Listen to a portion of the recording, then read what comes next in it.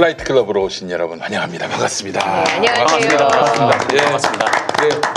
사회적 거리두기 2.5단계에서 2단계로 내려앉아가지고 저희가 마스크를 벗기로 했습니다. 네.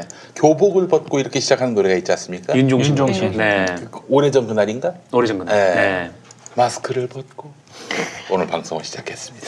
노래를 하시면 항상 똑같은 것 같아요. 교복을 벗고 마스크를 벗고 뭐 이렇게 다른 노래도 다 뭐뭐 차들이 다 비슷해요. 무슨 노래를 하든지 아는 노래 그밖에 없는 거 아닙니까? 그래요. 아니 오래전 그날뿐만 아니라 몰랐었어 그것도 합니다. 너의 결혼식. 너의 결혼식. 네. 그래요. 예전에 그 93년에 이제 대학 1학년 때였는데 이제 오리엔테이션을 갔어요. 신입생 오리엔테이션. 그때 제가 배꼽을 잡았습니다. 93년 2월에 김영삼 대통령이 취임했지 않습니까? 네. 거기 이제 오리엔테이션에서 선배들이 뭐 좀 시사풍자를 한다고 그랬는데 김대중 후보의 신청곡입니다. 너의 취임식. 김영삼 대통령 시절에. 네. 그게 아주 나름대로 신박했어요. 네, 그래요. 그래 너의 결혼식 이 노래. 뭐 어떤 추억 없으십니까 우리 이현경 앵커? 너의 결혼식이요? 네. 그거 참 그 남자가 여자한테 하는 얘기지, 그건 참. 그런가요? 저는 그 윤종신 씨가 원래 신해철 씨의 그 그룹의 개관싱어였잖아요. 공일오비에. 공일오비, 그렇죠. 네, 공일오비의 개관싱어였고 사실은 연세대 원주 캠퍼스 출신이어서 제가 이제 원주 근무할 때 거기 가면 굉장히 자랑스러워하던 인물이었다. 네, 그 정도. 네. 알겠습니다. 그래요. 좋아했던 여성이 있었는데 그 여성이 딴 놈 아니죠. 딴 새끼한테 이제 갔을 때. 그 노래가 종종 생각이 납니다. 그랬군요.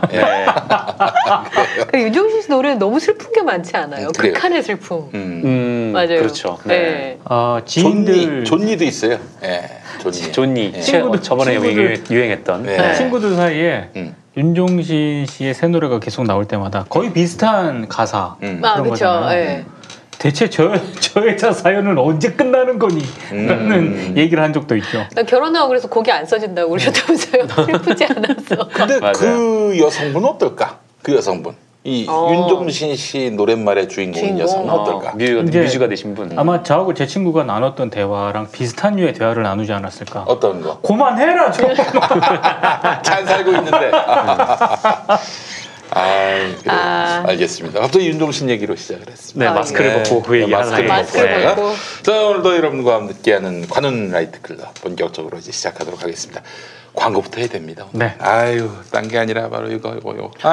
세상에 남의 살입니다. 네. 단백질 덩어리. 자, 네이처 오다의 선물 세트. 자, 네이처 오다는 3등급 한우로 유명합니다. 아니 1등급이 아니라 웬 3등급이냐? 네, 일부러 3등급 한우를 키워서 저지방 고단백의 건강한 한우를 제공하기 때문입니다. 1등급이면 마블링이 많은 모양이죠?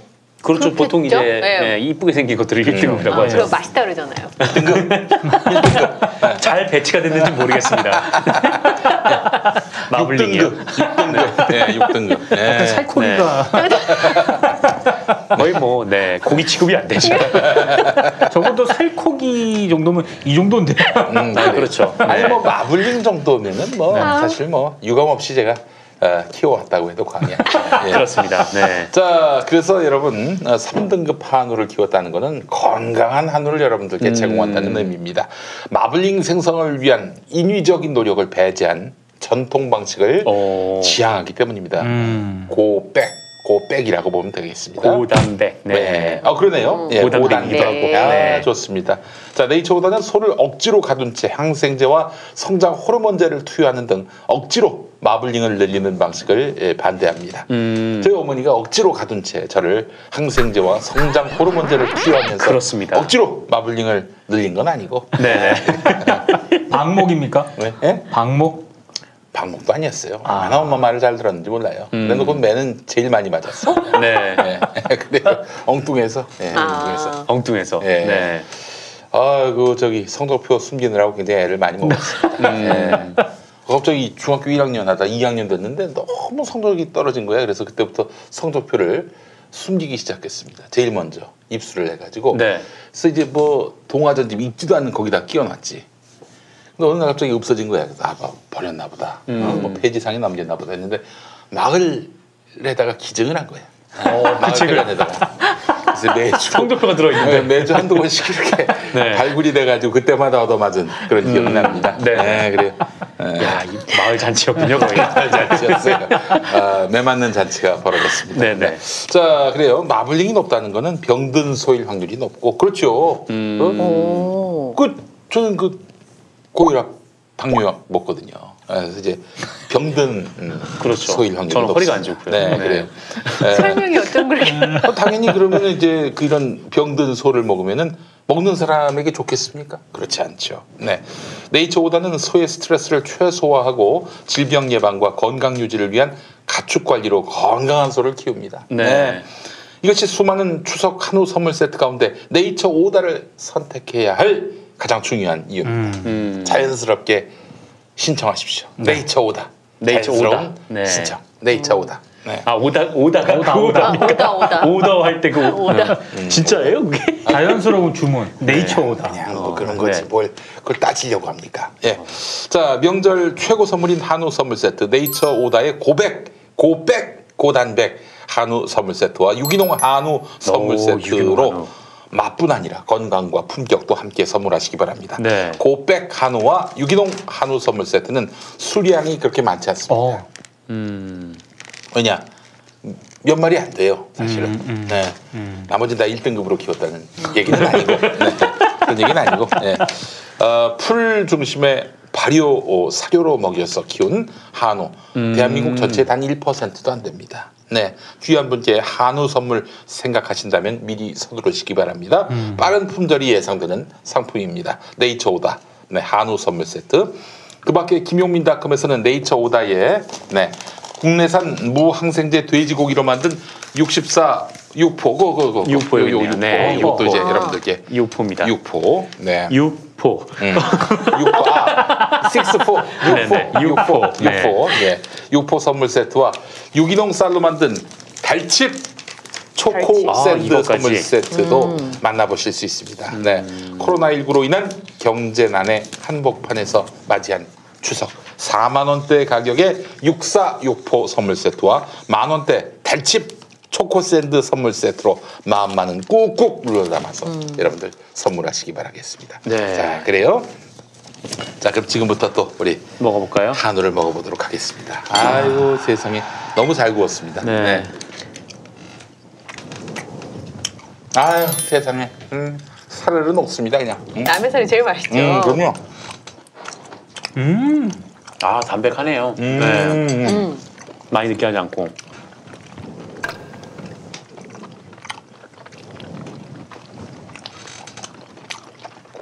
죽기 전에 한번 먹어줘야겠네. 아, 소금을 안 찍어 먹어도 맛있네요. 아 그래요? 진짜.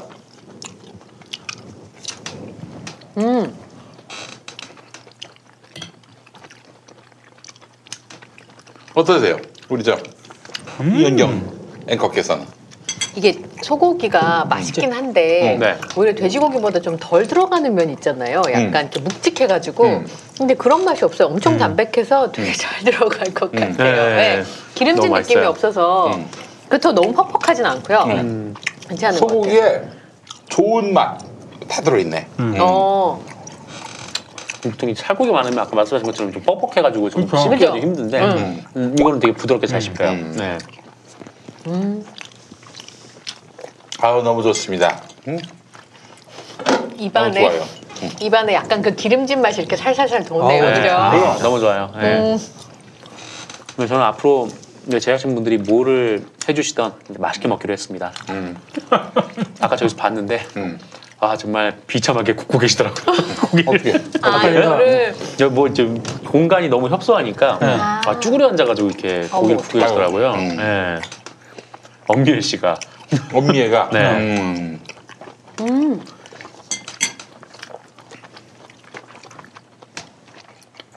엄미애 씨의 노동이 들어가 있는. 그러니까요. 네. 피와 땀이 들어갔고 내가 좀 오늘 아침에 장난식으로 일 좀 열심히 하라고. 엄밀 씨한테 뜬금없이. 갑자기요? 그러면 엄밀 씨가 얼마나 황당하겠어요. 일 열심히 했는데. 네. 어쩐지 다른 사람들에 비해서 엄밀 씨가 고기를 훨씬 더 많이 주셨더라고요. 제 생각에 침 뱉었습니다. 침이 들어갔을 것 같아요. 피와 땀과 침도 들어갔을 것 같아요. 피와 땀과 비말. 네. 근데 이거 되게 육질이 너무 부드럽다 이거. 네. 오. 이게 이거 심줄이라고 합니까? 힘줄. 네. 이걸 너무 좋아해요. 그렇죠. 그것도 이가 나빠지기 전에 잘 먹어야 되는. 그렇습니다. 이가 나빠져도 그냥 삼킵니다. 삼켜요. 근데 이 정도 부드러운 육질이면 어르신들도 뭐 충분히. 그러면 이건 3등급이라고 말할 수가 없네. 그러니까요. 오히려 1등급보다 낫네요. 어디 이게 부드러워요. 3등급이야 이게. 주다 마블링이 없으니까 그럼 고기만 있으면 먼저 퍽퍽할 수도 있는데 그냥 뭐. 그럼 저렇게 포장돼서 네모나게 포장돼가지고. 이거는 이제 뼈. 네. 갈비찜이에요. 이거 갈비찜에서. 갈비찜. 올해 추석 물량이 너무 많아서 좀 빨리 주문 안 하면 맞춰서 선물을 못 한다고 그럼. 하더라고요. 김용민닷컴에서 싸게 파는 겁니까? 네. 아유 그래요. 이게 그 애기들은 이제 질긴 거를 못 씹으니까 고기를 1등급이어도 하여튼 뭐 안심이나 뭐 하여튼 뭐 그런 좀 부드러운 부위 있어요. 맞아요. 그거 아니면 못 사는데 근데 그게 또 엄청 비싸거든요. 안심이. 네, 근데 이거는 살코기만 있는데도 이렇게 되게 부드럽고 너무 좋습니다. 애들이 간을 많이 안 하고 먹으니까 맛이 없는 거는 들어갔다 나와요. 아이고. 애기들 우리는 보통 어른 양념을 해서 먹는데 아이들은 간을 많이 안 하고 엄마가 이렇게 달거나 짜지 않게 해주려고 하다 보니까 이유식이나 아이들이 먹는 거는 아이들이 그냥 진짜 그 재료 원맛을 많이 느끼니까 아이들 먹을 건 진짜 맛없는 걸 사주면 들어가다 나와요. 맞아요. 그냥 뱉어버려요. 네. 아유 씹으면서 나오는 육즙을 즐기면서 눈을 감으니까 너무 행복해. 무릉도원이 따로 없어요. 진짜 맛있다 이거. 정말 맛있네요. 이게 지금 저희 갔다 와서 약간 식었는데도 전혀 딱딱하지거나 그러지 않습니다. 보통 굳잖아요. 그죠? 조금 식으면. 그래. 명절에 먹는 맛이에요 이게. 명절에 먹는 맛. 이걸 그 가스가 아니라 그 저기 뭐야? 그 버너가 아니라 그 무슨 숯불이나 이런 데 구우면 얼마나 맛있을까. 아이고. 올해는 그것도 마음대로 못 하겠네요. 쉬러 가면 이렇게 소뚜껑 얹어놓고서 그게 구워서 먹잖아요. 아무거나 다 얹어가지고. 진짜 맛있는데. 맞아요. 김치랑 같이 볶고. 네.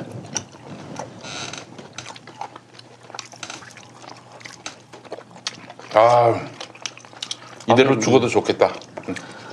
그럼 안녕히 가십시오.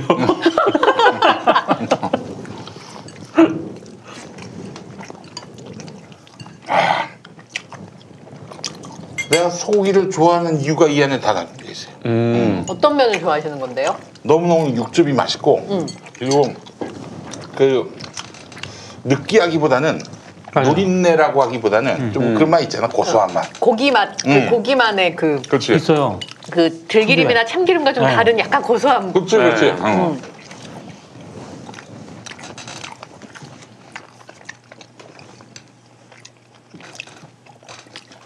좋습니다. 정말. 이건 간식인가요? 네. 뭐지? 뭐 희한하게 생겼는데? 초코칩이라고 써있던데요. 가운데 들었어요, 초코가? 네. 이렇게 빵과 이렇게 발라요. 과자와 과자 사이에. 밀가루 못 드시는 분들은 맞아요. 야 이거 밀가루가 아니라 쌀로 만든. 이거 약간 누룽지와 초콜릿의 묘한 이거 독특한 맛입니다 이거. 그래요? 그러니까 이제 밥은 안 먹어도 막걸리만 먹고 이렇게 연명하시는 분들 연명하시는 분들 있어요. 있어요. 곡기니까.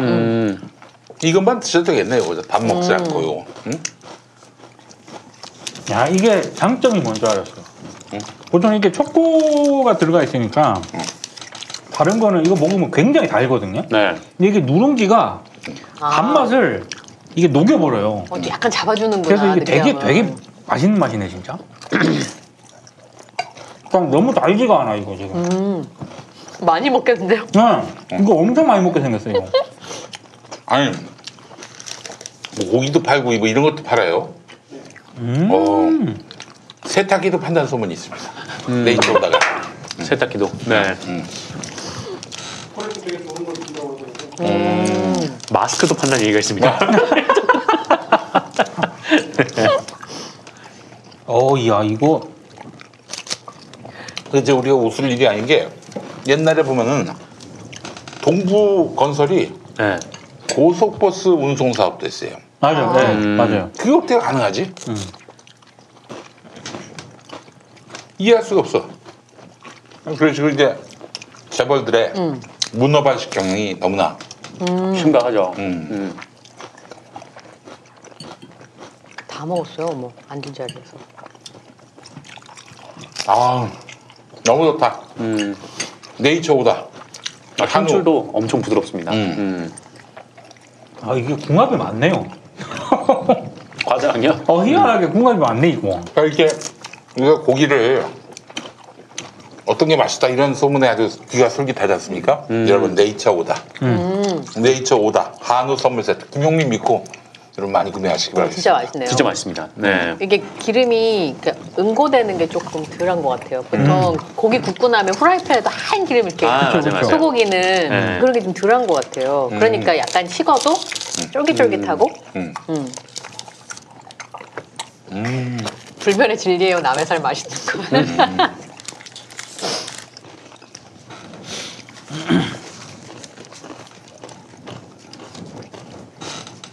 달칩은 한번 먹으면 못 닫을 것 같죠? 이거 엄청 먹을 것 같은데.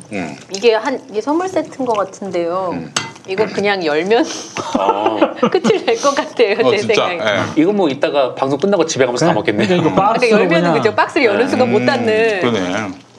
왜냐면 이게 단 걸 많이 먹으면 질리잖아요. 아니 그 세상에 맛이 나는 전혀 없어. 그 맛이. 쌀이 중국산인 줄 알았는데 유기농 쌀 괄호 열고 국산 66.25%. 와. 국산 쌀을 이렇게 아이고 세상에 이것도 유기농으로 믿어도 되겠네. 뒷맛이 쌀의 그 담백한 쌀맛이 뒷맛이 담백한 게 잡아주니까. 오. 코로나 때문에 많이 어려운 업체 중에 하나인데요. 아 그래요? 여러분 코로나 때문에 너무 어렵다고 합니다. 이 사실 이 업체가 계속 살아 있어야 생존해야 우리에게 더 좋은 이런 음식과 또 식자재를 공급하지 않겠습니까? 그렇죠. 네. 뭐 대충 먹을 거 만드는 업체가 아니니까요. 네. 그거 어린애들한테 그냥 주면 되겠네. 급식으로 나가는 데서 아 급식으로 나갔던 거였어요? 애들이 너무 좋겠네요. 요즘 학교가 문을 안 여니까. 근데 중단되는 거라면 좀 굉장히 힘들어요. 저번에 박스 왔더라고요. 학교 급식 대신에 식재료 그렇죠, 그렇죠. 정리해가지고. 네. 우리 아들도 그 학교에서 왔더라고요. 뭐 김이니 뭐니. 네, 우엉 이런 거 들는데 우리 딸 쳐다보지도 않고 뭘 해서 먹을까? 그랬더니 쳐다보지 않고. 제가 다 먹은 건 말할 것도 다 들어봐요. 다 들어. 네, 저 다 먹었어요. 뭐 이 정도는 뭐. 그냥 뭐 쭉쭉 들어갑니다. 쭉쭉. 이현경 앵커도 다 먹었어요. 다 먹었어요. 네. 아유. 이 정도는 뭐. 네? 요즘 클리어. 야, 이 모양이 왜? 엄미 씨가 들어왔는데 뒤에 엄미 씨가 긴 생머리 아닙니까? 사람들이 깜짝 놀라게 돼서 갑자기. 왜? 방송 중에 갑자기 긴 생머리가 뒤에서.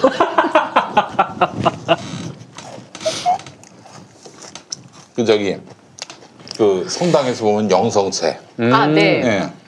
그거 좀 많이 닮았어요. 영성체. 예. 그게 들어가면 이렇게 녹으면서 약간 담백함. 이렇게 그리스도의 몸 하는 순간 가톨릭에서는 이게 그대로 진짜 화학적 물리적으로 그리스도의 몸이 되는 예수님의 몸이 되는. 그렇죠. 포도주는 이제 그리스도의 피. 이렇게. 그렇지. 예. 실제 그 피가 된다. 이른바 화채살. 네. 근데 이제 개신교로 넘어오면은 루터 같은 경우에는 이제 이거는 예수님의 몸으로 기념한다. 기념한다 이 정도지. 또 치빙글리는 기념이 뭐냐? 그냥 이게 그냥 우리가 그냥 이거 보고 마음속으로 그분을 뭐 이렇게 기억한다 뭐 이런 정도 좀 톤다운이 된 거죠. 이것 때문에 그냥 이 종교 개혁자들 사이에서도 논란이 있어요 지금. 개신교하고 가톨릭 사이에서도 그냥 건널 수 없는 강이 형성되고. 그랬군요. 이게 뭐라고? 이게 마치 예속 논쟁과도 같은 겁니다. 네. 이거를 그래서 예수님의 몸, 실제 몸이 되든지 안 되든지 이걸 먹고 나서 예수님처럼 살아야 되는 게 중요한 거 아니에요? 그렇죠. 그런 것들은 배제되고 이게 예수의 진짜 몸이냐 가짜 몸이냐. 근데 사실은 개신교 교회들 중에도 이게 성찬식 그 개신교에서는 성찬식이라고 해서 빵을 주잖아요. 빵하고 포도주. 빵 남으면 어떻게 하는지 아세요? 어떻게 합니까? 쓰레기 그 음식물 쓰레기 해야 되잖아. 근데 주님의 몸이기 때문에 땅에 묻습니다. 아 그렇군요. 아, 그래요? 네. 그런 면이 있어요. 그러니까 좀 개신교도 완전히 뭐 이거는 그냥 말로만 기억하고 기념하는 게 아니라 반은 주님의 몸이다. 뭐 이렇게 여기는 사람들이 많이 있습니다. 네. 이 영성체는 저에게도 좀 특별한 의미를 가지는데 좀 불경스러운 얘기라고 할지 모르겠지만 어쨌든 군대에서 이제 성당을 좀 갔었어요. 근데 제가 이제 군대 갔을 때 그 다이어트 소대 1기에 뽑혔기 때문에 그게 뭐예요? 다이어트 소대라고 있습니다. 어쩐지 주변에 소대원들이 다 뚱뚱해요. 여긴 뭐지 했는데 다이어트 소대래요. 그래서 다이어트 소대. 교회를 갔다 오면 원래 이제 초코파이를 은혜롭게 주지 않습니까? 커피하고 못 먹게 했습니다. 이런. 진짜? 네, 종교활동 가도 아무것도 못 먹겠어요. 허허. 하지만 영성체는 밀가루를 주는 거예요. 불경스러운 얘기일지 모르겠지만 네. 유일하게 먹을 수 있는 우리 밀가루가 있어서 예전에 이제 신학과 다닐 때 우리 선배님들이 이제 때마침 예수님의 고난일에 MT를 갔어요. 금요일에. 고난 주간에. 하필 또 그때 갔는데 우리 이제 총무가 지금은 그 암 때문에 세상을 떠난 참 내 귀한 동기인데 너무너무 의리 있고 멋있는 동기였어요. 여자 동기인데 이 친구가 아주 그 불타는 신앙심으로 어떻게 신학과에서 이 술을 먹을 수 있는가 해서 MT 때 술을 근절시키겠다고 해가지고 먼데 갔는데 술을 한 병도 안 가져간 거야. 이 술을 사러 가려면은 산에서 내려가야 되고 또 그 엄청난 그 괴짝을 들고 올라가야 되잖아. 네. 먹을 수 없게끔 아주 원천봉쇄를 한 거야. 네. 근데 다만 또 고난이를 맞아가지고 저건 준비해 갔지. 예수님의 피를 상징하는 포도주. 그래서 근데 보니까 딱 그 이 성만찬을 해야 되는데 없어진 거야. 포도주가요? 포도주가 주님의 피가 이미 다 그 이 주당들 몸에 들어가 버린 거지. 그래서 주님의 몸만 기념을 했다는 그런 일화가 있습니다. 예. 뭐 이런 얘기를 너무 오래 하면 안 될 것 같고. 네네. 정말 너무나 좋은 달칩. 너무 잘 먹었어요. 달칩은 이거는 뭐 주님의 몸도 아니고 마음껏 드세요. 맛있습니다. 진짜 맛있어요. 예. 우리 저 이현경 앵커께서는 우리가 이제 비슷한 시대를 또 살아오지 않았습니까? 네. 솔직히 닦아놓고 얘기해서. 그렇죠. 그 중고등학교 시절에는 뭐 어떻게 이성교제나 이런 것들은 안 해보셨습니까? 안 해봤을 일은 없겠죠. 그래요. 네, 저 그 흔한 교회 오빠. 교회 오빠. 네. 그래요. 우리 이제 집사님이에요, 집사님. 이현경 집사님. 네, 그 흔한 교회 오빠랑 한 7년 만났던 것 같아요. 7년? 고1 때부터 만났으니까. 네. 헐. 어이구 세상에. 군대도 그러면 네, 보내시고. 군대 갔다 오고 오빠 제대하고 뭐 이렇게까지 연애를 했던 것 같아요. 군대 보냈을 때 고무신 네. 어떻게? 아니 저는 그냥 그러려니 하고 그냥 지냈던 것 같아요. 네, 그리고 너무 전방이라서 가볼 수도 없고. 네, 그래가지고. 부산에서 저 강원도 거기까지 갈 방법이 없잖아요. 강원도까지. 네. 그건 가면 안 되죠. 네, 갈 방법이 없었어요. 왜냐하면 이제 대학생이어도 너무 멀어가지고 부산에서 거기까지 가는 교통편이 없었어요. 그래요. 예, 그랬군요. 네, 갑자기 이걸 왜 물어보셨어요? 아니 왜 물어봤지 내가? 왜 물어본 거죠? 아까 너의 결혼식부터 시작해가지고 오늘 갑자기 좀 밖에 나갔는데 잠깐 나갔다 왔는데 가을 바람이 스산히 불어오는데 그녀 3명이 생각이 났어요. 그녀 3명이요? 네, 네. 그렇습니다. 3명 확실합니까? 네, 확실합니다. 네. 그래. 가을 되면 약간 남자분들 그런 게 있어요. 그럼요. 이 가을을 여자분들은 봄 되면 약간 싱숭생숭한다고 하잖아요. 네. 추남 춘녀. 네. 그래요. 가을 되면 나 그냥 춥던데. 행복하신가 봐요. 몸이 골아서. 우리 애청자분들이 혹시 네. 지금 남편이냐 이렇게 물어보시는. 아닙니다. 예. 아니에요? 예, 아닙니다. 저희 아니에요. 동기들은 네. 다 자세히 알고 있어서. 예, 그래요. 가을 하면 전어죠. 전어 그래요. 며느리도 돌아오게 한다는 네. 전어. 예전 관운에서 전어를 먹었던 기억이 납니다. 아, 그래. 전어 먹었었어요. 네. 난 그 세상에 그 물고기를 머리채 먹는 거 처음 봤네. 그 맛있잖아요, 고소하고. 맛있어요. 진짜 머리채 먹었습니다. 머리채. 제대로 드셨네. 뜯어 먹었죠. 네. 진짜 맛있었는데. 그렇습니다. 자, 근데 갑자기 이 얘기는 왜? 가을에서 전어까지. 네. 자, 가을 남자 우리 민동기 기자. 이렇게 하면 역시 너무 자연스러운 진행인데요. 네, 그렇습니다. 자, 오늘 어떤 얘기부터 해볼까요? 오늘 몇 가지 좀 얘기를 좀 해보려고 하는데요. 윤영찬 의원이 지난주에 난타를 당하지 않았습니까? 들어오라. 들어와. 들어오라. 들어와 파문.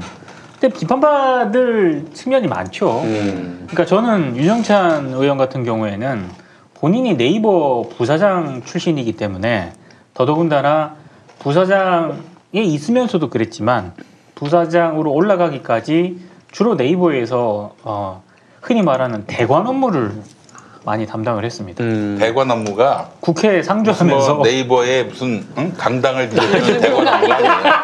관을 상대하는 아니 로비입니다. 이게 분명히 얘기를 해야 돼. 모르는 사람이 있을 수 있어요. 있을 수 있어요. 저도 몇 년 전까지 몰랐어요. 우리 후배 하나는 대관 업무 해가지고 그래서 실제로 진짜 대관 업무. 무슨 악을 빌려주는 대관 이런 거 빌려주는. 저건 정말 대단한 분이다. 단지 아트홀 대관하는 일들만 하는데 저분이 아주 굉장히 유명한 분들을 많이 만난다고 그래서 어떻게 된 일인가. 그런 후배들이 있었습니다, 실제로. 저도 그런 건 줄 알았어요, 처음에. 근데 보통 이제 회사에서 대관 업무를 하면 꽤 잘 믿는 사람들한테 그런 업무를 맡기지 않아요? 그렇죠. 그래도 가장 높은 사람들. 그런 거를 하기 위해서 외부 인사를 영입을 해오기도 하고요. 그렇죠. 그래서 동아일보 정치부 기자 출신인데 그래서 네이버에서 영입을 해온 거고요. 네.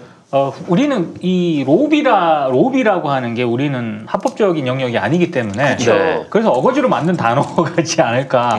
말이 이제 대관 업무고 사실상 로비다. 이렇게 생각을 하면 된다라고 생각을 하는데요. 그걸 주로 많이 담당을 했어요. 그러니까 네이버라든가 포털의 이 사업자들은 여러 가지 신사업 이런 걸 많이 하잖아요.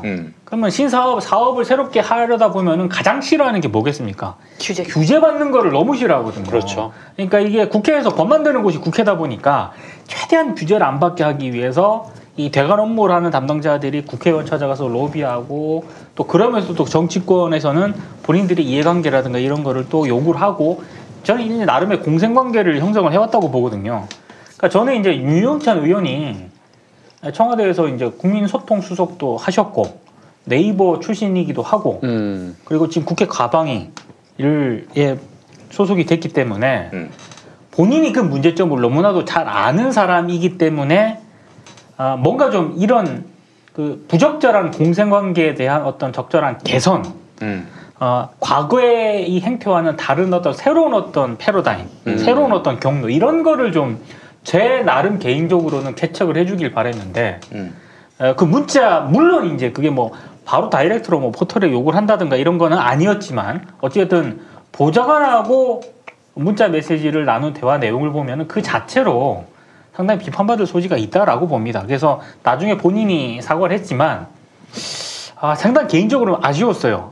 이게 새로운 어떤 본인이 문제점을 잘 아는 전문가이기 때문에 새로운 방식의 어떤 그 포털과 지금 21대 국회의 어떤 그 새로운 관계 형성을 본인이 목소리를 내주길 바랬는데 과거의 행태로부터 본인이 자유롭지 않았던 거죠. 이건 상당히 저는 문제라고 봤는데 윤영찬 의원은 많이 흔히 말해서 얻어맞았잖아요. 네네네. 과거의 행태에서 자유롭지 않았기 때문에. 근데 저는 사안의 경중은 좀 따질 필요가 있겠지만 그 비슷한 시기에 그 한겨레 정치부장의 문자 메시지가 또 파문이 좀 벌어졌습니다. 그래요. 예. 근데 그것도 일종의 대관이었지. 그것도 저는 흔히 말해서 윤영찬 의원이 많이 비판을 받았던 가장 큰 이유는 본인이 과거 행태로부터 자유롭지 않은 그런 행태를 보였기 때문에 비판을 많이 받았다라고 생각을 하거든요. 근데 한겨레 정치부장 같은 경우에도 저는 윤영찬 의원도 마찬가지인데요. 포털의 어떤 일단 팩트 관계가 잘못됐잖아요. 인공지능에 의해서 뉴스가 배열이 되는데 그거를 보좌관이 딱 문자를 보내니까 들어오라고 하세요. 어떻게 이럽니까? 이렇게 보내는데 일단 팩트 체크를 한번 해보고 실제로 왜냐하면 인공지능에 따라서 이게 개인 핸드폰마다 뉴스 메인 편집이 다 다르잖아요. 그러니까 실제로 다음에 어떤 메인 인위적인 어떤 그런 게 아니라 각자의 개인에 노출되는 화면이 아니라 네. 실제로 저수지라고 하는 곳에 이낙연 대표의 그 기사가 아예 포함이 안 됐는지를 팩트 체크를 한 다음에 그러고 나서 포털 측에 뭐 이의제기할 수 있다고 봅니다. 근데 그런 방식이 아니었기 때문에 비판을 많이 받았거든요. 한겨레 정치부장 같은 경우에도 저는 민주당 이재정 의원이 본인 기사와 관련해서 한겨레 기사에 문제제기를 한 거잖아요. 페이스북에. 문제제기를 하면서 태그를 걸었어요. 그 기자. 예, 이 어떻게 기사를 이렇게 씁니까? 라고 하고. 근데 거기에 대해서 저는 당사자가 문제제기할 수 있다고 봐요. 아니 뭐 이렇다라고 해서 한겨레 기자와 이재정 의원 사이에 뭔가 커뮤니케이션이 되고 거기에 따라서 어떤 나름의 조치가 취해진다라고 한다면은 저는 I don't care. 그 전혀 문제 없어요. 근데 그 방식이 그렇게 진행이 됐느냐? 전혀 아니거든요. 당사자는 아무 얘기가 없고 한겨레 정치부장이 계속 그 이재정 의원한테 전화를 합니다. 1분 단위로 전화를 분 단위로 그걸 올렸잖아요. 그리고 늦은 시간까지. 그러다가 안 되니까 거의 새벽 시간 가까운 곳에 원내대표한테 민주당 원내대표한테까지 연락을 취하려고 했다는 거예요. 이거는 무슨 경우인가 싶어요. 그러니까 내가 한겨레 정치부장이라서 나는 전화할 만하다 해서 전화한 거 아닙니까? 저는 그거 아니라고 보거든요. 응? 아니 이제 그렇기 때문에 자기가 전화를 한 거 아니에요. 내 전화를 안 받아? 내가 전화를 했는데 안 받아? 나 한겨레 정치부장인데? 이 마음으로 하지 않았겠냐 이거예요. 그러니까 저는 그 자체가 매우 부적절한 행태라고 생각을 하고요. 이재정 의원이 페이스북에 쓴 글을 보면은 저는 상당 부분 공감을 하거든요. 이렇게 얘기를 한 겁니다. 처리 과정의 권위적이고 구태한 태도와 방식에 대해서 공식적인 사과 및 관련인들에 대한 책임 있는 조치를 요구한다. 어떨 때 분단위로 몰아친 전화라면 너 이거 너무 폭력적이다. 그렇죠. 정말 통화를 원하는 건지 협박인지 분간이 어렵기까지 하다. 연이은 문자의 일방적이고 권위적인 내용도 그렇거니와 이튿날 원내대표를 통해 해결하려 한 모습까지 이것이 소위 진보 언론사 정치부장이 한 일인가 여전히 믿기지 않는다. 언론도 권력이다. 게다가 원내대표를 통해 해결하려는 발상은 스스로 권력임을 너무 잘 알기에 가능한 거겠지요. 거듭 말씀드리지만 냉정하고 차분한 시각과 건강한 거리를 유지한 정치인과 기자의 긴장관계, 그래야만이 정치도 언론도 발전한다. 이런 내용의 글을 썼습니다. 네. 전 많은 부분 공감을 하는 그런 내용이고요. 실제로 한겨레 정치부장의 이번에 이 전화라든가 문자와 같은 이 내용은 이런 행태는 저는 윤영찬 의원이 비판받았던 그 부분이 있지 않습니까? 과거의 어떤 그런 행태로부터 그대로 답습했던 그것과 본질적으로는 큰 차이가 없다고 봐요. 그 예전에 그 기자 교육할 때 뭐 경찰서장 방문을 뻥 차고 들어가야 된다. 맞아요. 뭐 그런 걸 가르치는 선배들이 있었는데 저 수습 때 미디어 오늘도 어떤 선배가 수습한테 그렇게 가르쳤어요. 미디어 오늘까지? 네. 주간신문까지 뻥 차면 문이 남아나겠습니다. 근데 그거 안 해주죠. 그러니까 저 신입일 때 그 같이 입사한 기자들한테는 그 말하자면 출입처가 이제 관청인 경우가 많이 있잖아요. 그렇지, 시청이거나 그렇지. 도청인 경우에 가서 반말하는 법을 가르친 적도 있었어요. 반말? 왜냐하면 상대적으로 이제 지역에서 오래 근무한 공무원들의 경우에는 굉장히 여러 가지 이제 스킬들을 가지고 있으니까 신입 이제 20살 갓 넘은 기자들이 와서 취재를 하려고 할 때 협조가 잘 안 될 수 있다. 그러니까 기싸움에서 이겨야 된다. 기싸움. 예, 그래서 반말을 하는 법을 자기보다 나이가 뭐 20살 정도 많은 고위공무원인 경우들이 있잖아요. 취재 대상이. 그래서 반말하는 법을 가르친 적도 있었어요. 저는 이제 이게 약간 제 경험을 얘기를 하면은 제가 연차 낮을 때 가장 그 싫어하고 짜증났던 게 어떤 거였냐면요. 제가 뭐 기사를 쓰거나 이런 걸 했잖아요. 그러면 그 당사자가 있으면은 저한테 어필을 하거나 저랑 얘기를 해야 되잖아요. 그렇죠. 저는 제껴요. 위로 가요. 그래서 그 항의가 그 데스크라든가 부장으로부터 내려옵니다. 진짜 최악인 경우예요. 무지하게 열받거든요. 열받지. 엄청 뚜껑 열려요. 열받지. 그래서 제가 부장국장 때 절대 하지 않았던 게 원칙이 있어요. 담당 쓴 기자를 제치고 저한테 다이렉트로 전화하는 경우가 있습니다. 네. 그럼 무조건 저는 그랬습니다. 담당 기자랑 얘기하시라고. 담당 기자랑 일단 얘기해라. 그러고 나서 담당 기자의 의견을 내가 나중에 듣겠다. 그러니까 저한테 다이렉트로 해결하라고 하지 마시고 기자랑 만약에 정상근 선수가 기사를 썼다. 얘기를 안 해. 그 다이렉트로 와요. 그럼 내가 얘기를 듣고 삼거나 뭐 이러는데 이거는 지시잖아요. 그렇죠. 그러니까 당사자랑 얘기를 하고 네. 그 다음에 나한테 오면은 난 얘기하겠다. 기자 얘기도 듣고 이렇게 가야 되는데 저는 한겨레 방식도 그 차원은 아니었다고 보는 거죠. 아, 그래 잘못된 교육들이 너무나 많습니다. 제가 또 일례를 들자면은 저는 어디서 봤던 거예요.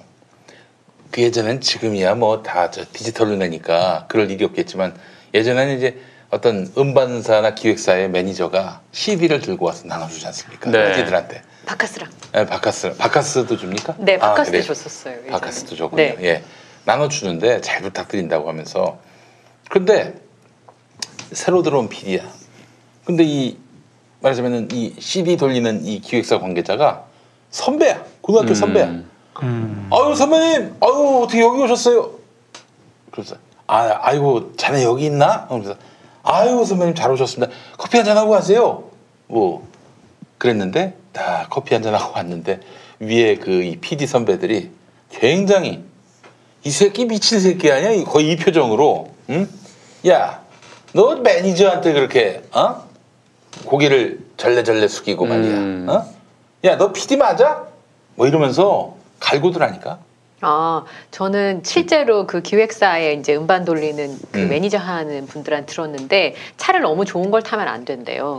그러니까 CD를 나눠주는 PD 분들보다 너무 좋은 차를 타고 가면 그게 약간 눈에 가십거리가 될 수 있어서 차는 저렴한 차를 타고 방송국 주차장에 가야 된다 저한테 팁으로 그래야 된다더라. 이제 그 얘기 들은 적도 있었어요. 네. 사실 뭐 옛날 그러니까 얘기죠. 요즘은 그렇지 제가 않지만. 말씀드리고 싶은 얘기는 그 한겨레 정치부장이 민주당 원내대표한테 전화할 수 있죠. 어떤 사안에 대해서 뭐 항의하거나 이런 게 할 수 있다고 보는데 이재정 의원이 페이스북에 나름 자신과 관련한 기사를 본인 판단으로는 이거는 좀 너무 오버한 거다라고 지나치다. 해서 그 한겨레 기자의 태그를 걸었는데 그 태그를 지워달라는 요구를 하기 위해서 기사 쓴 기자를 태그했는데 그 태그를 페이스북에서 지워달라라는 요구를 하기 위해서 원내대표에게까지 연락을 시도를 했었어야 했는가.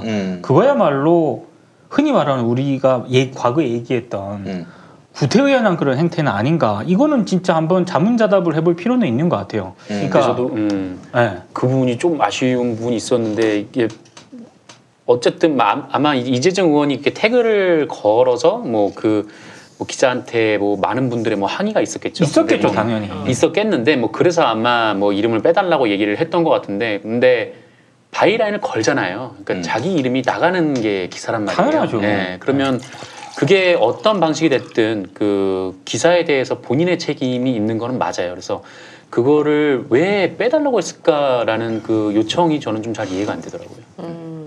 그리고 저는 이게 아까 보니까 1분 단위로 전화를 하셨던데요.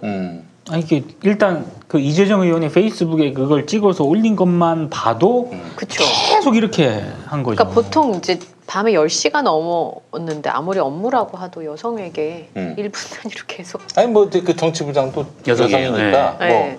그럴 수 있겠다 싶은 부분도 있는데 아니 뭐 그러면 안 되지. 기본적으로 이 무슨 남성 여성의 문제가 남녀의 아니라 문제가 인간에 대한 아니고. 얘기가 없는 거지 그는. 네. 조금 감정적인 대응이신 거잖아요. 네. 어떻게 보면. 그 지난번에 얘기 들어보니까 그 이동재 말고 배혜림 그 법조팀장 네. 그 사람하고 한동훈하고 같은 급이고 그 사회부장은 또 말하자면 윤석열하고 같은 급 뭐 이런가 봐요. 그건 그들의 생각이죠, 뭐. 아니 어쨌든 뭐 저 언론사에서는 뭐 그러나 봐.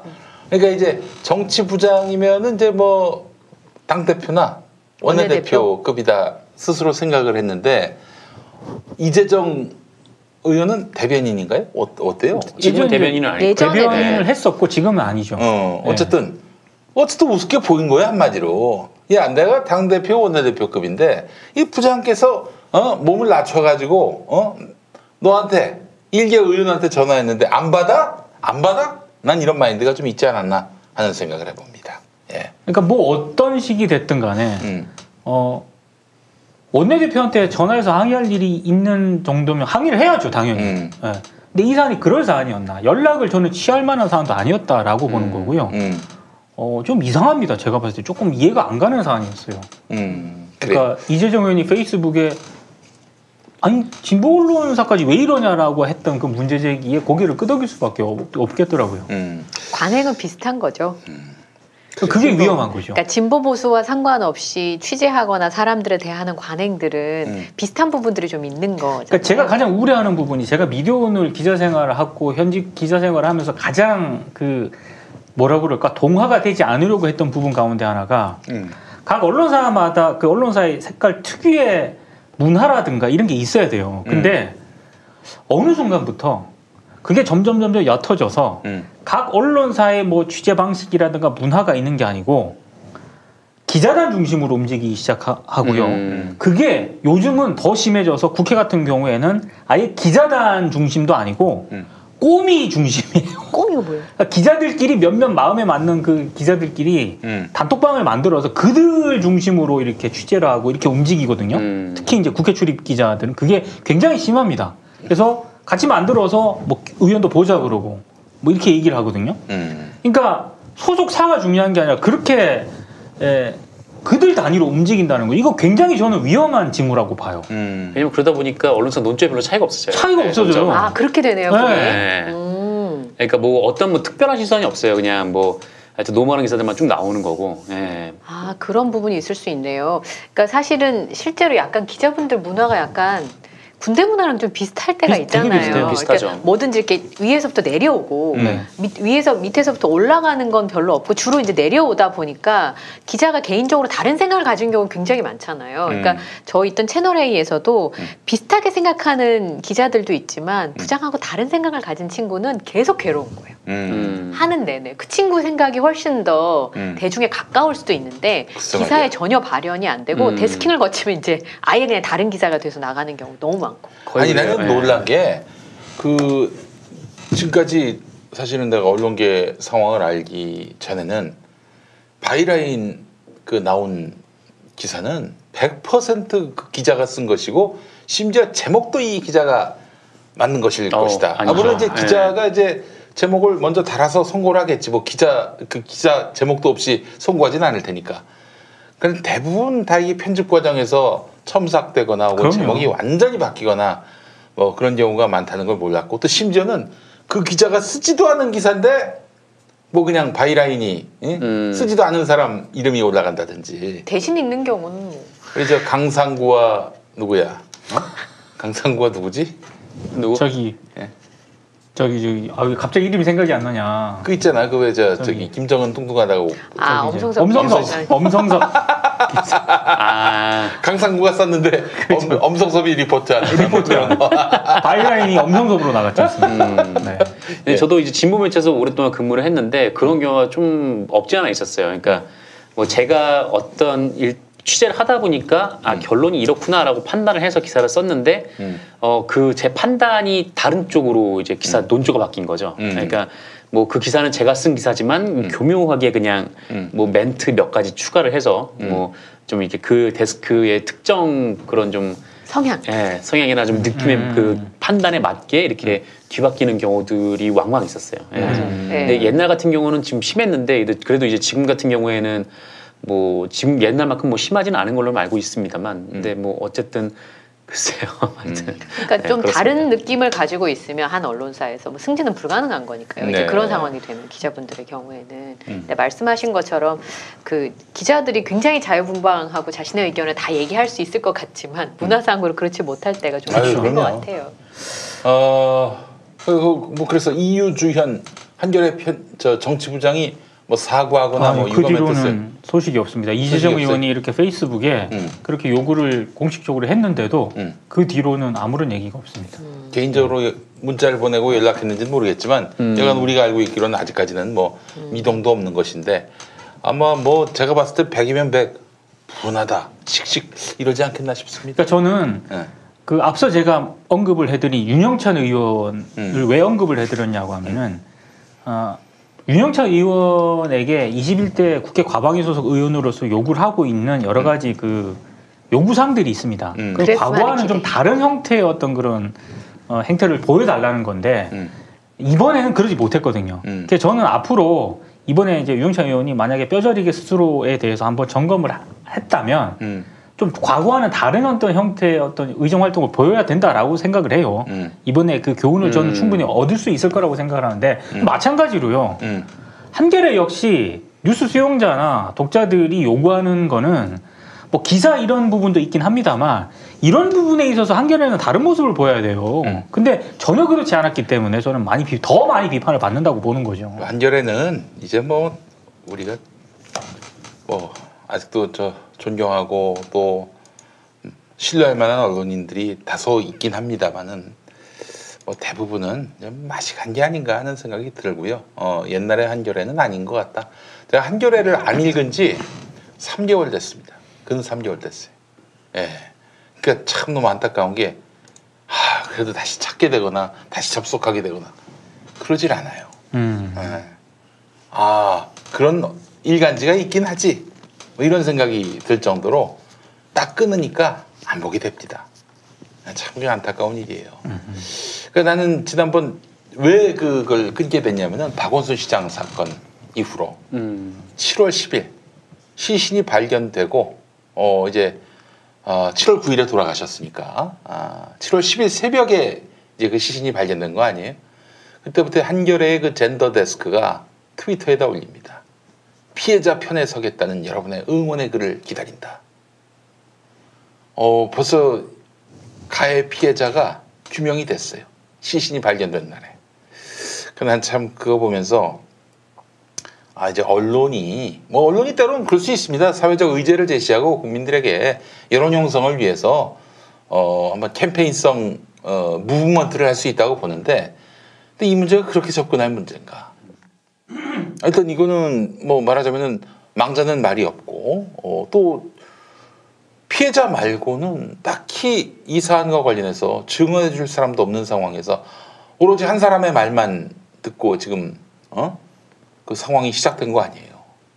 그렇다면은 피해를 호소하는 사람의 입장을 존중하고 경청할 필요는 있겠지만은 그 단계부터 피해 가해자를 가르고 어떤 그런 전선을 형성하고, 야 우리한테 좀 찍소리하는 놈들은 다 2차 가해자야. 이렇게 나오는 것 자체가 무섭습니다. 무서워요. 이게 언론인가 싶더라고. 그때부터는 더 이상 이제 한겨레는 내가 알고 있던, 내가 기대했던, 내가 신뢰했던 한겨레는 이미 없구나 하는 생각이 그때부터 안 읽기 시작했습니다. 관련해서 짧게 이제 또 하나 얘기를 하고 싶은 게, 그 MBC가 박원순 전 서울시장 관련한 그 시험 문제를 내서 지금 많이 비판을 받고 있지 않습니까? 처음에 저도 어떻게 생각을 했냐면, 그러니까 기사 제목이라든가 이런 것만 처음에 얼핏 봤거든요.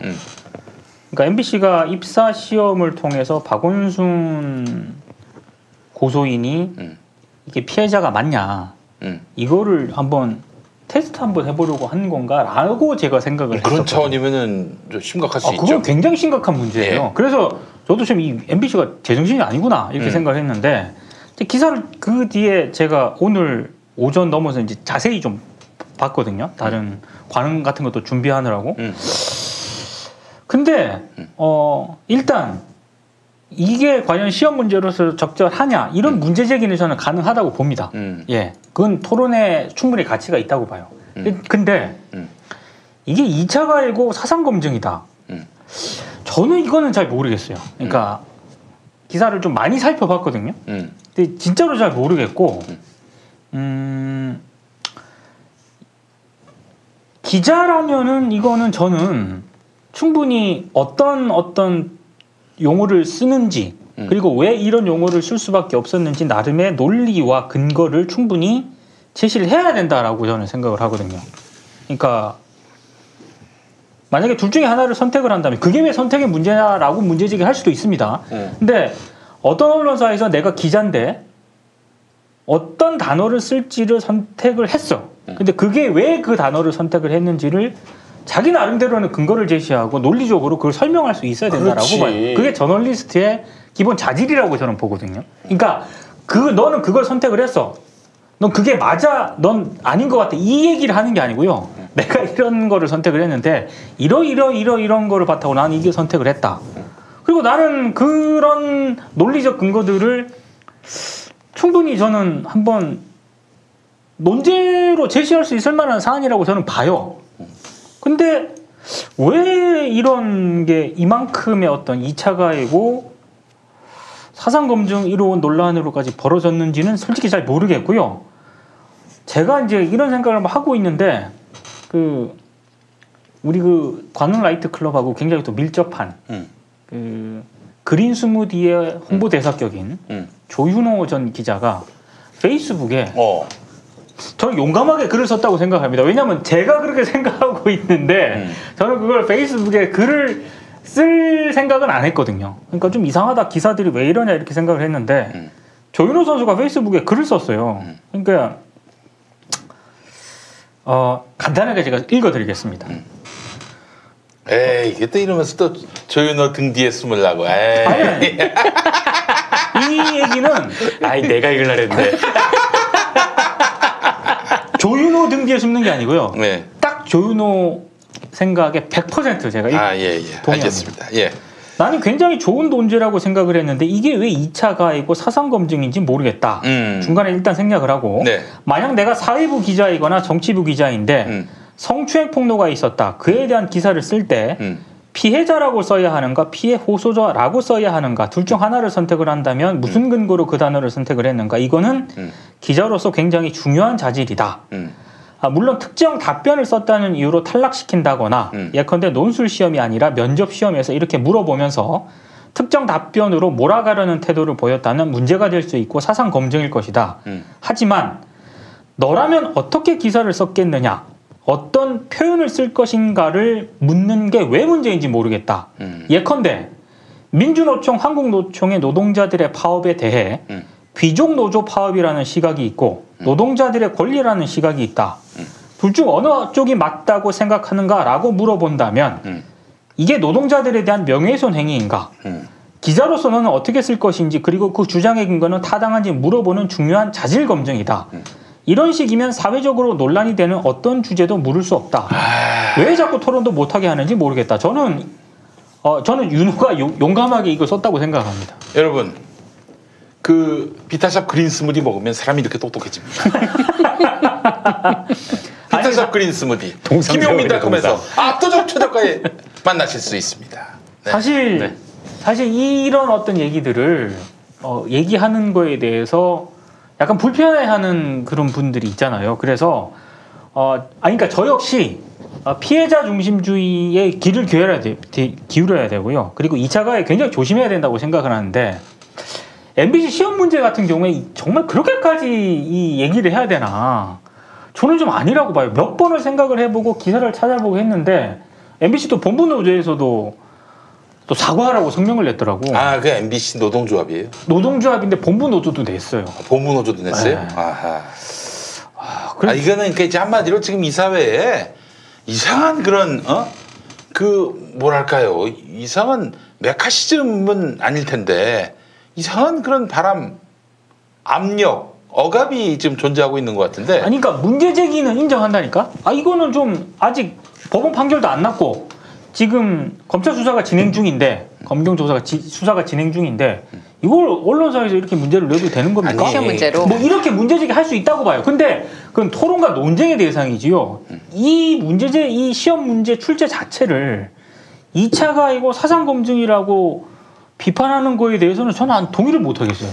이게 내가 봤을 때는 앞서 다 얘기를 했는데 정답이 있다면은 이거는 잘못된 거예요. 정답이 있다면. 뭐 예를 들면은 이게 뭐 고소인이 맞다, 혹은 피해자가 맞다. 이게 이런 정답이 있다면, 그래서 이런 답을 쓰지 않으면은 이런 너는 탈락이다. 이거면은 그건 진짜 비난과 질타와 이건 사장까지 책임져야 될 일이야. 그거 법적 처벌을 받아야 돼요, 그거는. 근데 그런 게 아니라 사회적 논제가 됐지 않습니까?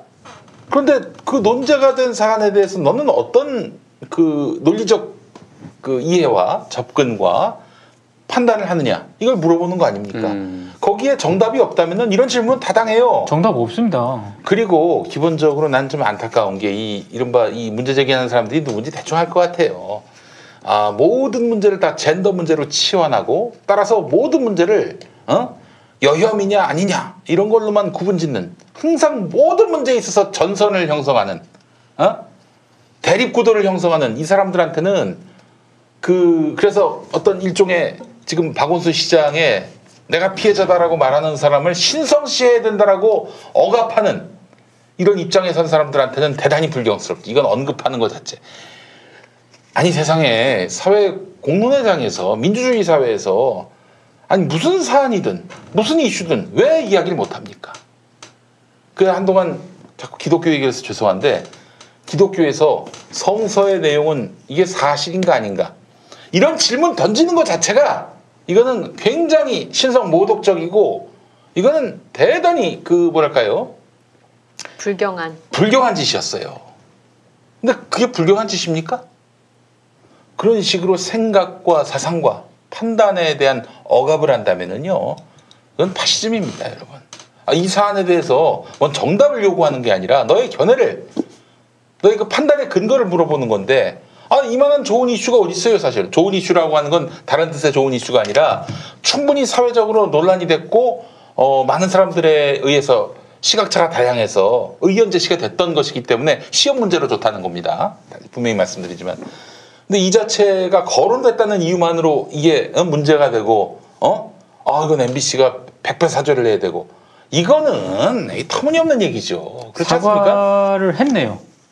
MBC가 사과를 했어? 시험 문제에 대해서 사과를 하고 재시험을 하기로 결정을 했다고 합니다. 어처구니가 없네 진짜. 아이고. 그러니까 저는 만약에 제가 아까 말씀드린 그런 부분 있잖아요. 저는 저널리스트로서의 자질을 충분히 검증해 볼 수 있는, 낼 수 있는 문제였다고 생각을 하는데, 만약에 저의 생각이 성인지 감수성이 부족한 어떤 그런 아니에요. 주장이라고 생각을 한다면은 모르겠어요. 저는 솔직히 잘 모르겠어요. 전혀 동의할 수 없어요. 혹시 아까 말씀하신 것처럼 어느 정도 정답이 있을 거라고 생각한다, 이런 취지 때문에 문제 제기를 했을 수 있을 가능성은 없을까요? 그러니까 아까 두 분 말씀하신 대로 어느 쪽이든 정답이 존재한다고 보기 약간 좀 저는 약간 좀 이상한 게, 그러면 대체 이 논란의 문제를 냈는데 MBC가 어떤 걸 정답으로 생각을 하고 냈는지 그걸 사람들이 다 인식을 하고 있다라는 건가라는 생각이 좀 들어요. 그렇게 되는 거죠? 여기에 대한 그 답은 굉장히 좀 다양할 수가 있거든요. 그러니까 교수님 좀 말씀하셨지만 답을 보는 게 아니라 그 답에 이르는 근거와 논리적 과정을 보겠다라는 건데 그게 모르겠어요. 저는. 그리고 어떤 분은 피해자라고 써야 된다. 이런 분도 계시고, 어떤 분들은 아직 재판 결과가 나오지 않았으니까 아직 피해자라고 단정해서는 안 된다라고 하고 계시는 분도 있고, 또 다른 어떤 분은 우리 늘 사건의 재판이 나기 전에 항상 피해자라고 얘기했기 때문에 피해자라고 쓰되, 근데 가해자라는 표현은 좀 조심해야 된다, 이렇게 생각하는 분도 있고. 그럴 수도 있네요. 굉장히 좀 다양한. 그럼 이렇게 하지. 재시험 볼 거 있나? 피해자라고 안 쓴 놈들은 다 탈락! 이렇게 하면 되겠네. 그게 정답이다. 피해자라고 쓰는 게 정답이고 나머지는 다 오답이다. 이러면 되겠네. 그러니까 MBC가 그거를 이제 정답으로 생각을 하고 했는지, 그거를 지금 알 수는 없네. 더 논란이 될 것도 없네, 그러면은. 그러니까 저는 모르겠어요. 이게 저는 아까부터 곰곰이 생각을 했는데 모르겠습니다. 지금 좀 전에 기사를 확인을 해보니까 MBC가 사과를 하고 공식적으로 사과를 하고 재시험으로 결정을 했다라고 하는데, 저는 이거 봐봐. 모르겠어요. 그러니까 이건 결국에는 그 사람은 피해자야. 피해자 아니라고? 피해 호소인? 고소인? 그거 다 여혐이야. 지금 이 생각을, 판단을 강요하는 겁니다. 여기에 대해서 이견을 허용하지 않는 거예요. 심지어는 고소했다는 사람의 그 변호인뿐만 아니라 그 고소한 사람에 대해서 두둔하지 않으면은, 그래서 침묵하면 그것도 2차 가해다라고 얘기하는 이런 파시즘이 어디 있습니까? 이런 폭력이 어디 있어요? 기자로서 너 같으면 이 사안에 대해서 어떻게 기사를 쓸 거냐? 어떤 논리적 근거를 갖춰서 이 사안을 판단하고 기사를 쓸 것인가?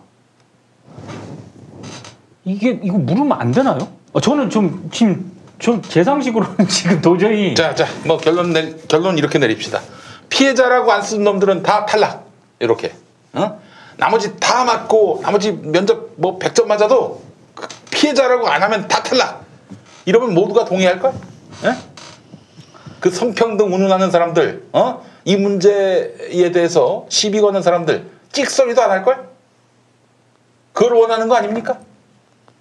모르겠습니다. 하여튼 뭐 MBC가 뭐 사과를 하고 재시험을 치르고 했다라고 하니까 글쎄요. 그것도 저는 좀 잘 모르겠어요. 지금 이게 어떻게 돌아가는 건지가. 응? 자, 그래요. 아니, 그러니까 박원순 전 시장과 관련된 그런 얘기를 하는 게 아니고요.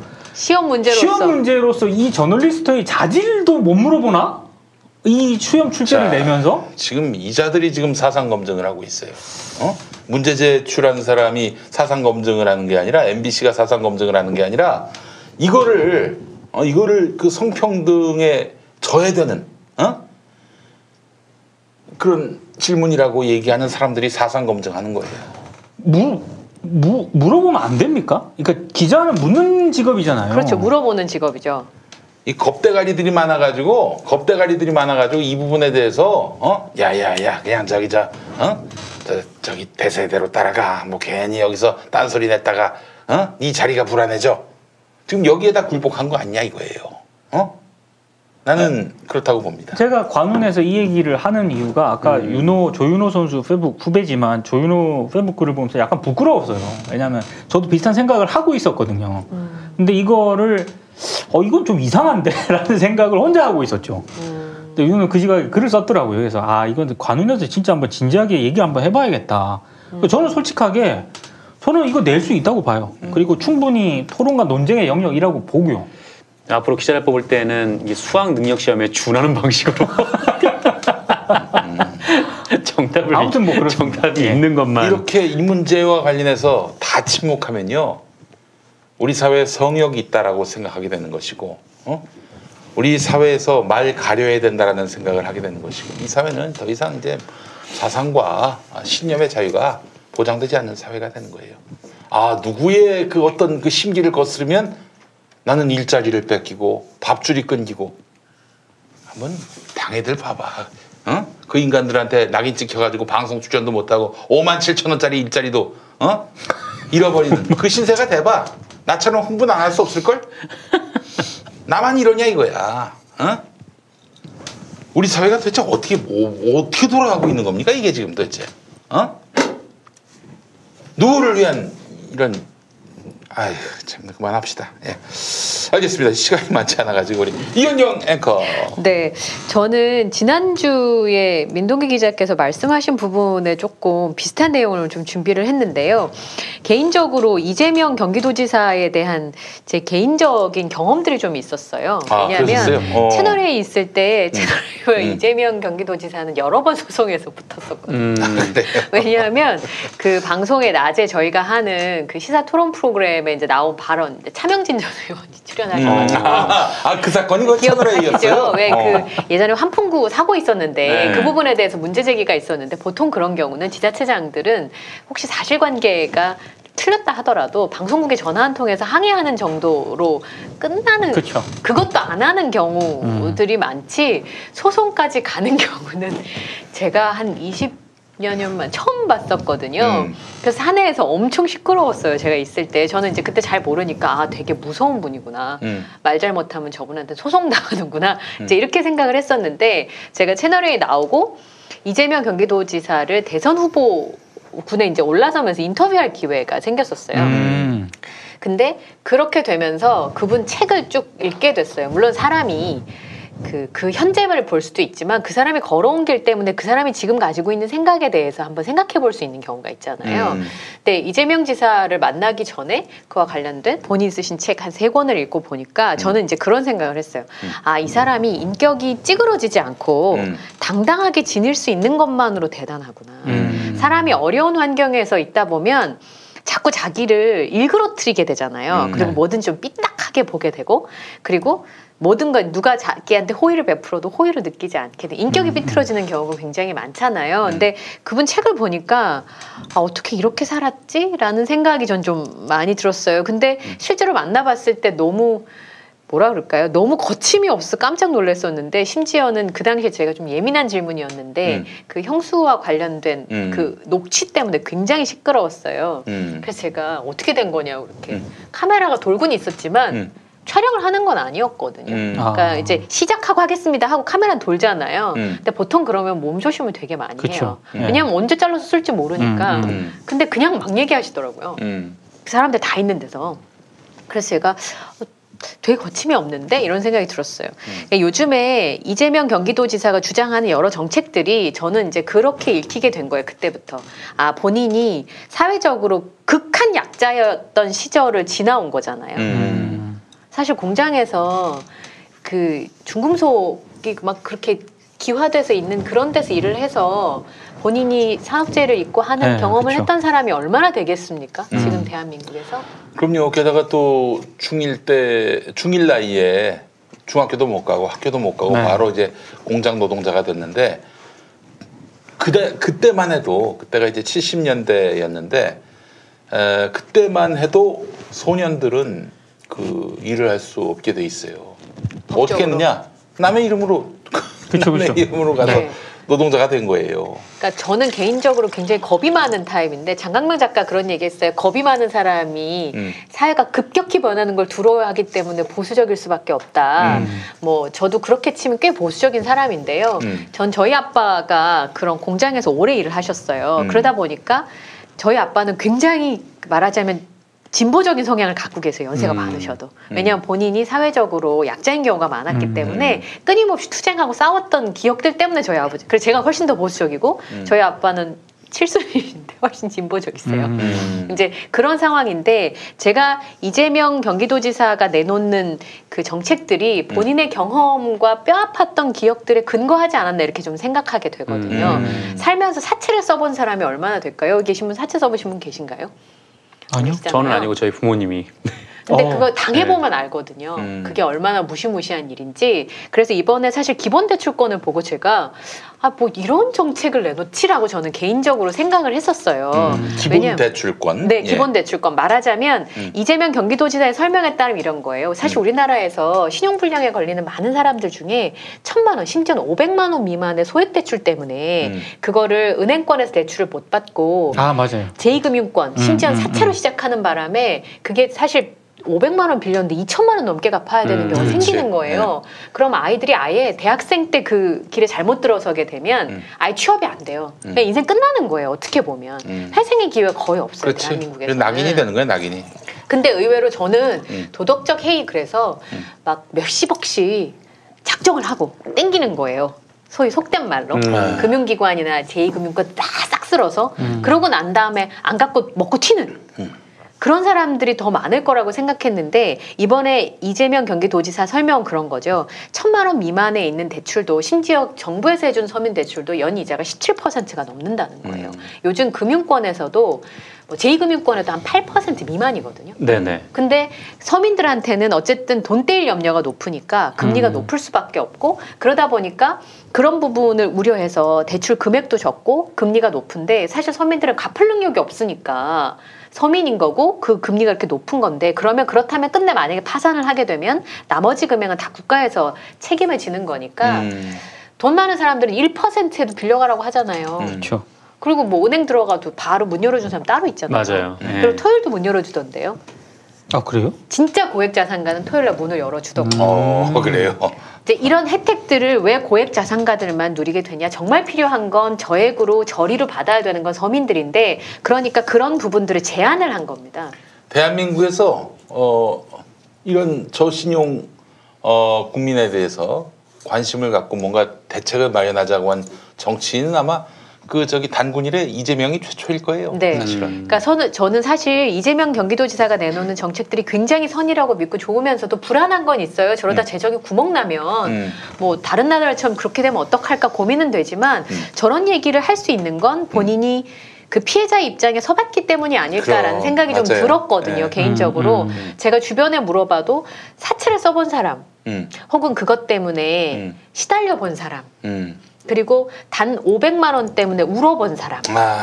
그러니까 그런 사람들이 많지 않기 때문에 그 사람들 얘기는 사실 또 정치권에 잘 올라가지도 않아요. 골치 아프거든요. 예.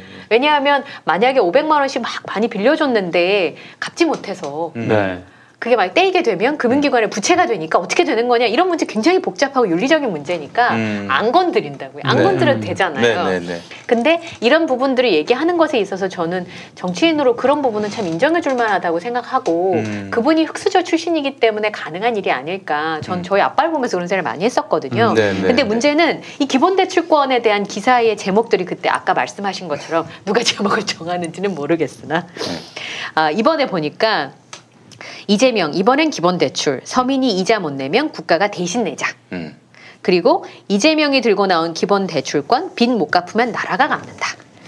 이재명 이번엔 기본대출권 서민들 못 내는 이자 국가가 부담. 근데 실제로 무슨 저 단체 편집 회의를 하나? 제목이 몇 자 빼놓고 다 똑같아. 네, 그러니까 말하자면 근데 문제는 이 인용부호 안에 들어있는 서민이 이자를 못 내면 국가가 내자란 말은 본인이 한 적이 없는 말. 그렇죠. 근데 이제 인용부호가 따져 있는 그런 상황이었던 거예요. 말하자면 사실은 이제 이 부분에 있어서 정책적으로 논의를 해볼 수는 있는데 그냥 이렇게 하면 이재명은 포퓰리스트. 나라 돈으로 선거운동하는 사람 그런 뉘앙스를 줄 수밖에 없는 제목들. 그렇지. 있잖아요. 아니 국민들이 다 표를 가지고 있는데 그러면 누구를 위한 정책을 펼쳐야 되는 겁니까 그러면? 그러니까 저도 우려는 돼요. 이렇게까지 만약에 재정을 풀어서 이런 부분을 했을 때 사실 예전에 그냥 흔히 하는 말로 가난은 나라님도 책임 못 진다는 말 하잖아요. 그렇긴 하지만 국가이니까 정말 힘든 사람들을 도와줘야 되는 부분들은 반드시 있어야 되는데 정책적으로 논의를 하는 건 문제가 아닌데 이분이 그 이재명 지사 이런 말을 했더라고요.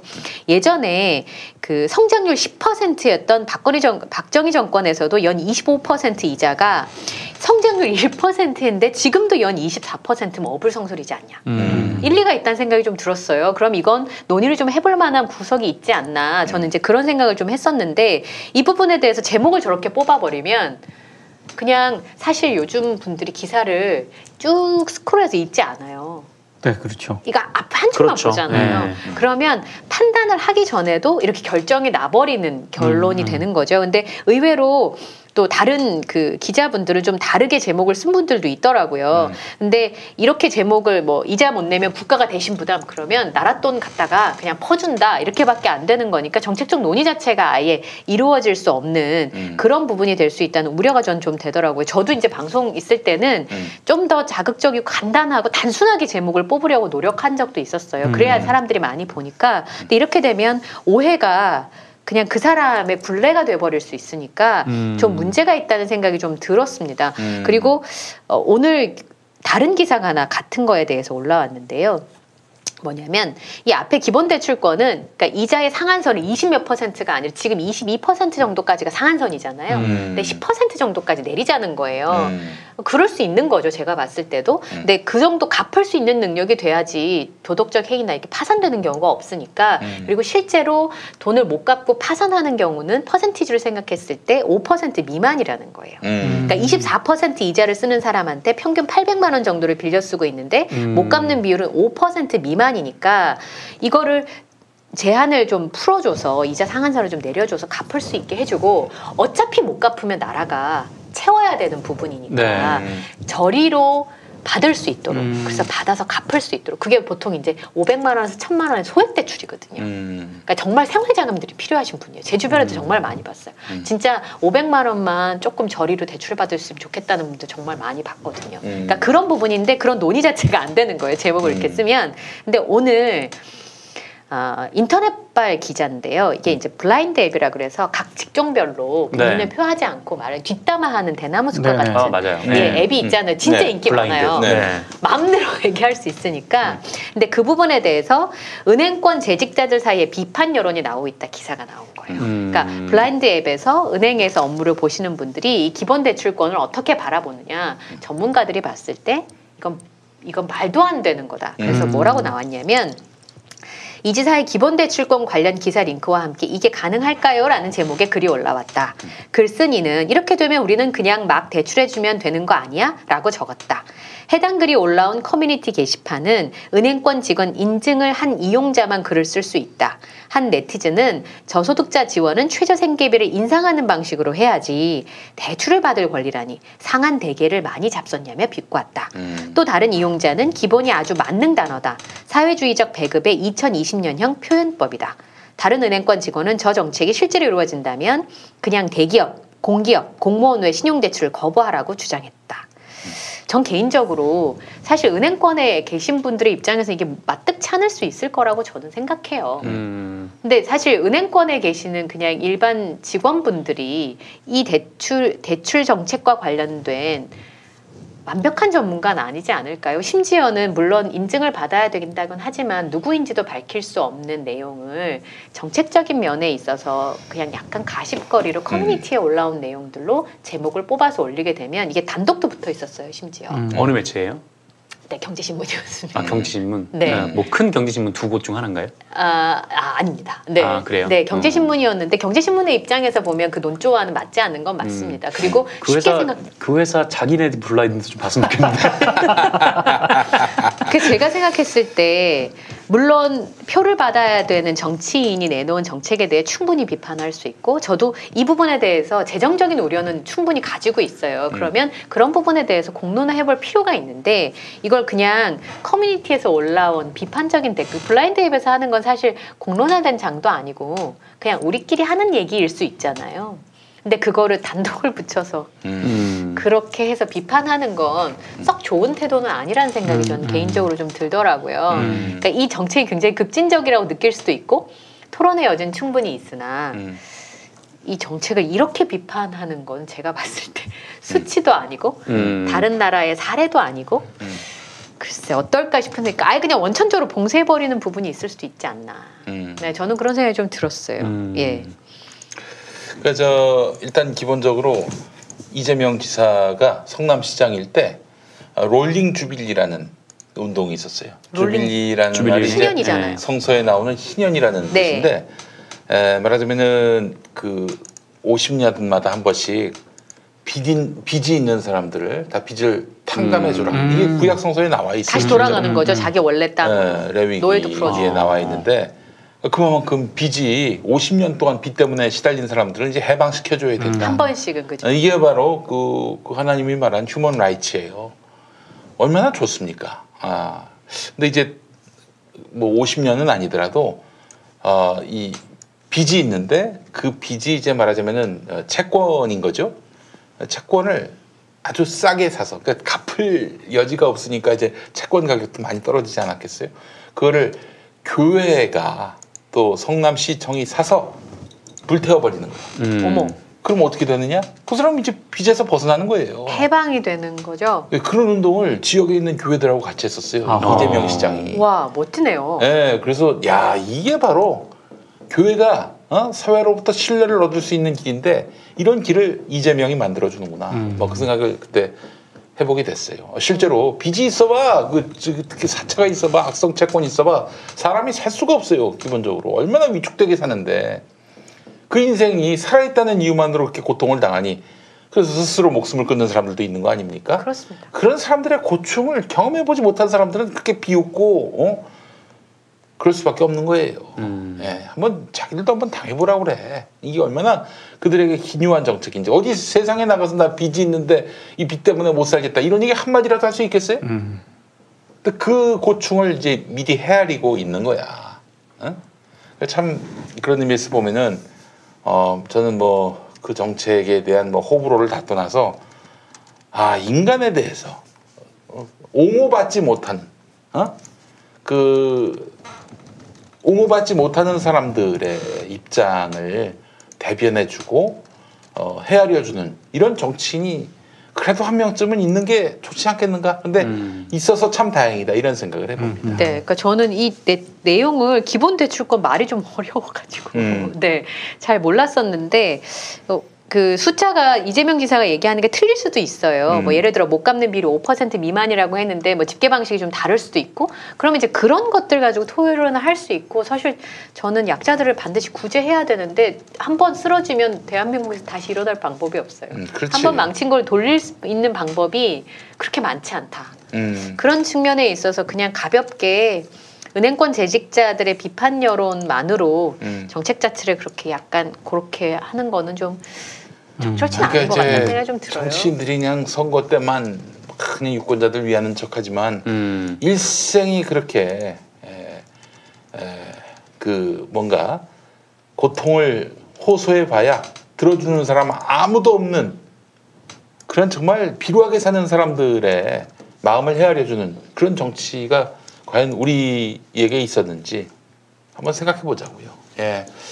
아니 그게 나는 그 정책의 그 실효성 여부를 떠나서 이런 마음을 갖는 정치인이 있다는 것만으로도 난 너무 감동입니다. 네, 저는 그래서 그게 아마 개인적인 경험이긴 하지 않았을까. 저는 이제 그런 생각을 좀 하게 되더라고요. 그래서 제가 처음에 채널에 있을 때 느꼈던 무서운 분 이런 느낌에서 이제 그 중간에 이제 그분하고 직접 인터뷰를 2번, 3번 정도 하면서 생각이 좀 바뀌었던 경험이 있었어요. 좋아요. 뭐 개인 대출, 뭐 기본 대출? 기본 대출권. 기본 대출권. 이거 나쁘다면 하지 맙시다. 대신에 기본 소득은 좀 지급합시다. 그러면 최소한 먹고 살 길은 생길 거 아니겠어요. 취약계층이. 기본 소득도 안 된다. 기본 대출도 안 된다. 그러면은 정말 뭐 어디 하나 이 사회에 기댈 수 있는 그런 기댈 수 있는 그런 어떤 뭐라고 하나 그 언덕이라고 하나 비빌 언덕. 네, 비빌 언덕이요. 비빌 언덕이나 이런 것이 없는 사람들한테는 뭐 나가 죽으란 얘기예요. 예? 뭐 그냥 몸뚱이 있는 거 나가서 저기 돈을 벌어라. 아니 몸이 성취하는 분들은 어떡할 건데? 참 좀 사람에 대한 배려를 좀 가지면서 삽시다. 정치인이 그런 꿈을 가졌을 때는 좀 이용해 먹을 줄도 알고. 나 참. 네, 기본. 추석 기본 선물 세트. 네이처 오다이. 네, 알겠습니다. 자연스럽게. 네. 중요합니다.